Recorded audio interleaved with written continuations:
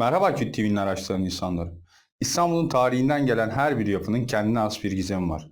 Galata Kulesi, Kız Kulesi gibi yapıların gizemlerini daha önce belgeleriyle Küt TV ekranlarından sizlerle paylaşmıştım. Bu videoda da Çemberli Taş'ın altında bulunan gizemli odayı sizlerle paylaşacağım.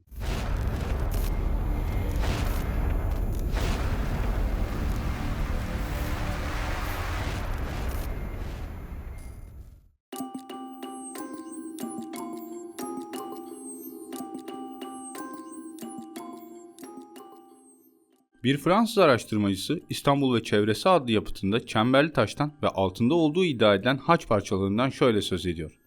Üst üste konulmuş 7 adet somaki taştan oluşan sütunun tepesinde başı haleli Tanrı Apollon görünümünde Konstantin'in heykeli bulunuyordu. Heykelin içinde İsa'nın çarmıha çıkarılmasında kullanılan çivi parçaları ile gerçek haçtan bir parça yerleştirilmişti.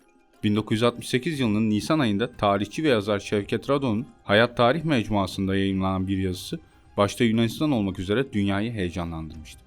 Yazıda İsa peygamberin üzerine çakıldığı iddia edilen haçın parçalarının İstanbul'da Çemberli Taş'ın altında olduğu öne sürülüyordu. Rado, kendi kütüphanesinde bulunan ve 17. yüzyıldan kalma eski bir el yazması yapıtta haçın parçalarının Bizans İmparatoru Konstantin'in annesi Helena tarafından Kudüs'ten İstanbul'a getirildiğini ve Çemberli Taş'ın altına gömüldüğüne ilişkin anlatımlara rastladığını belirtiyordu. Rado'nun değindiği yapıt, tıp, coğrafya ve dil konularında kitaplarıyla tanınan Hazarfen Hüseyin Çelebi'nin Tenkihü't Tevarih adlı kitabındaydı. Yazının uluslararası bir heyecan uyandırmasının ardından yapılan araştırmalarda daha önce başka birçok kitapta da benzeri anlatımlara rastlandı.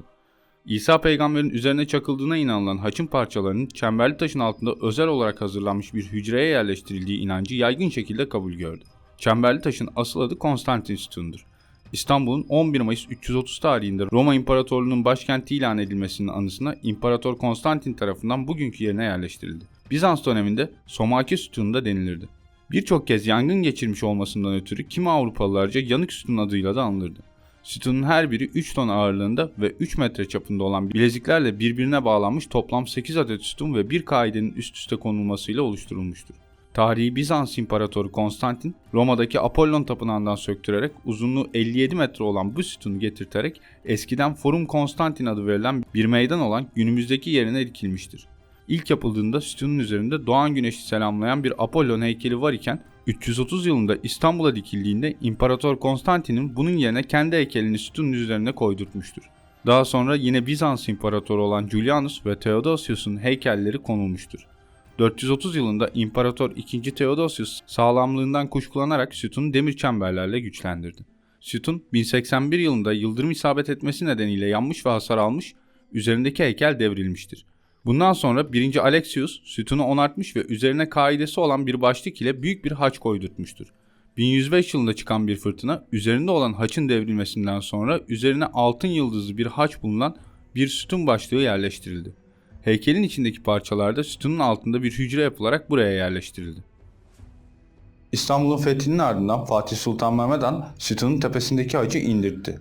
Çemberli taş ilk defa 1. Selim döneminde 1470'li yıllarda yenilenmiştir.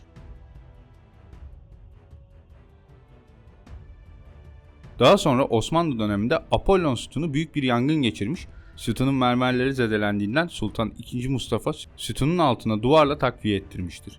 Demir çemberlerle sardırarak sağlamlaştırmıştır. Bu nedenle o günden sonra adı Çemberli Taş olarak anılmıştır. 1779'da çıkan bir başka yangın sonrasında 1. Abdülhamit bugünkü demir çemberleri ve sıvayı yaptırttı. Yaklaşık 50 metre yüksekliğindeki Çemberli Taş'ın özgün biçiminde en alttaki bölümünün yüzeyinde İsa peygamberin doğumunu betimleyen kabartma anlatımlar yer alıyordu. Sonraları ise sütunu sağlamlaştırmak için çevresi taş bir kaplamayla örtüldü. Söz konusu hücrenin bulunduğu bölüm ise bugün yol düzeyinin 2-2,5 metre altında kaldığı varsayılmaktadır. Çemberli Taş 1990'ların ortasında 2000 yılı turizmi nedeniyle yeniden gündeme getirildi. Kimi çevreler eğer iddia edildiği gibi sütunun altında gerçekten İsa peygamberin çakıldığı haçın parçaları bulunursa bunun Türkiye'nin tanıtımı açısından son derece önemli olduğunu vurguladılar.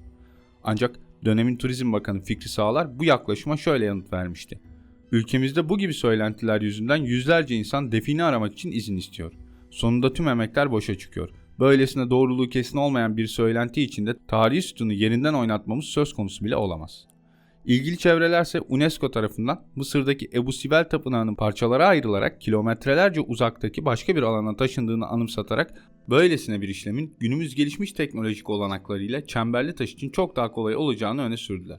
Yine 1990'ların ortasında çemberli taş, geçmişte yaşadığı fırtına ya da yangınlara göre çok daha büyük bir felaketin eşiğinden döndü. Günümüzde aynı adla anılan ve geniş bir alanda çok sayıda tarihi mirası barındıran çemberli taşa diğer deyişiyle tarihin kalbine kat otoparklı bir çarşı yapılmak istendi.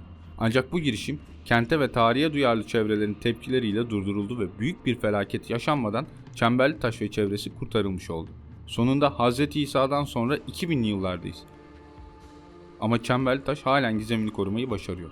Çemberli taşta yapılan arkeolojik kısıtlı bir kazı sonucunda labirent şeklinde kapılara ve kapıların açıldığı enerji noktalarına rastlanmıştır. Bizanslıların merkezi olan Hipodrom'un yeraltı galerisiyle döşendiği İstanbul'un 7 Harikası adlı kitapta yazılmıştır. Ayrıca yere batan sarnıcından Kınalıada'ya kadar uzanan bir tünel de söz konusudur. Milattan önce Roma'nın başkenti olan İstanbul'a çemberli taş heykeli Konstantin'in şerefine dikilmiştir.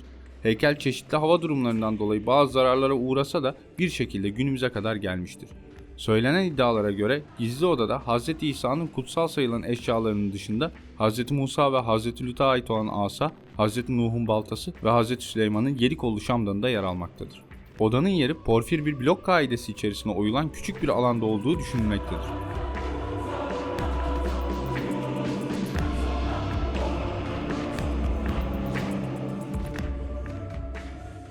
Çemberli Taş'taki bu gizemli odaya 1918 yılında Vatikan'dan gelen bir grup rahip tünel kazıyarak kutsal emanetlere ulaşmaya çalışmışlar. Zamanla tünelden çıkan toprak yüzünden şüphe uyandırırlar ve yakalanıp sınır dışı edilirler. 1929 yılında Mustafa Kemal Atatürk Avrupa'dan burada ne olduğunun araştırılması için arkeologlar getirtir. İlk zeminde taşın altında muhteşem bir ana kaide, onun üzerinde ikinci ve üçüncü birer kaide olduğu görülmüştür. Ama yine de bir sonuç alınamadı. 1960 yılında tekrar bu sırlarla gündeme geldi ve Ludwig Volkel'in 1957'de Münih'te Der Kaiser Konstantin makalesinde burada kutsal eşyaların bulunduğunu destekleyecek bir yazı yayınlanmıştır. Encyclopedia Britannica'nın Cross maddesinde gerçek haçın 326 yılında İmparatoriçe Helena tarafından bulunmasının Hristiyan dininin inanışlarından olduğu belirtiliyor. Yani Helena'nın İstanbul'a bir haç getirdiğinin bir nevi kanıtıdır. Olaylar bununla da bitmiyor. 2016 senesinde İstanbul'un röntgeni çekilmiş, bu çekimler neticesinde çemberli taşın alt kısımlarında yere batan sarnıcı gibi bir yapının olduğu tespit edilmiştir. Sarnıcın korunması ile ilgili medyada o zamanlarda birçok haber çıkmıştır. Sarnıcı korumak için üzerindeki bazı yerlerin kapatılacağı söylenmiştir. Bu konuyla ilgili olarak Dünya Bankası da finans ayırdığını açıklamıştır. Yani röntgen neticesinde çemberli taşın altında bahsedilen yapının bir oda değil, yaklaşık 1500-2000 metrekarelik sütunlu bir yapı olduğu anlaşılmıştır. Sarnıç olduğu iddiası bazı Türk tarihçiler tarafından sütunlu bir yapı olması ve İstanbul'un altında bu denli büyük sarnıçlardan başka bir yapı olmaması hasebiyle ortaya atılmıştır. Çemberli taş, konum itibariyle ticari olarak kıymetli bir bölgede yer almaktadır. Bölgenin röntgeninin çekilmesinin üzerinden henüz birkaç ay geçmişken, tapınak şövalyeleriyle organik bağları olduğu bilinen ve isimlerini buradan zikretmeyeceğim bazı dünyaca ünlü markalar bu bölgede yerel esnaftan olan fiyatların çok daha üzerinde fahiş fiyatlar ödeyerek mağazalar satın almış ve ticari faaliyetler yürütmeye başlamışlardır. İlginç şekilde bu mağazalar sık sık tadilat dolayısıyla kapanmakta, birkaç ay sonra ise faaliyetlerine devam etmektedirler. Bir başka iddia Avrupa ve Amerika'da yaşayan bazı komplo teorisyenleri tarafından ortaya atılmıştır. İddiaların dayanağı ise Doğu Roma İmparatorluğundan kalma bazı yazı ve eski İstanbul haritaları. İmparator Konstantin şerefine çemberli taş dikilmeden evvel burada 6 tüneller ağıyla kaplı devasa bir tapınak bulunuyordu. Fakat bir deprem sonucu tapınak yer altına kaydı.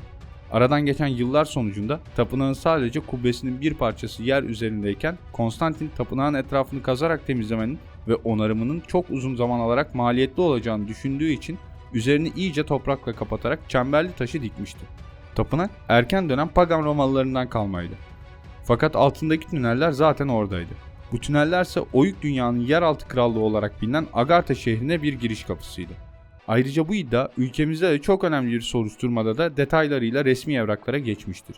Türkiye'de Ergenekon soruşturması esnasında bir şüpheli mahkemeye verdiği ifadede Agartha'nın yeraltı tünellerinin Türkiye'den geçtiğini, hatta ezoteristlerin bu yeraltı hattının İstanbul'dan da geçtiğini söyler. Anlattığına göre bu hattın merkezlerinden biri de İstanbul'da bulunan Çemberli Taş'tır.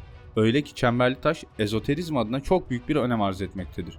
Çünkü ezoteristler çemberli taşın altında kutsal bir Agartha heykelci olduğuna inanır.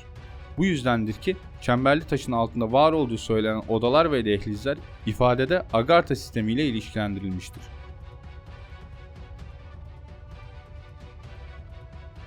Tüm soru, görüş ve önerileriniz için bana Instagram hesabımdan ulaşabilirsiniz. Araştırmalarımızın gelişerek devam edebilmesi için videoyu Facebook, Twitter gibi sosyal ağlarda paylaşmayı, yeni videolardan haberdar olup araştıran insanlar topluluğuna katılmak için Küt TV'ye abone olarak kanalın bildirimlerini açmayı unutmayın. Gelecek videoda görüşünceye kadar hoşça kalın araştıran insanlar.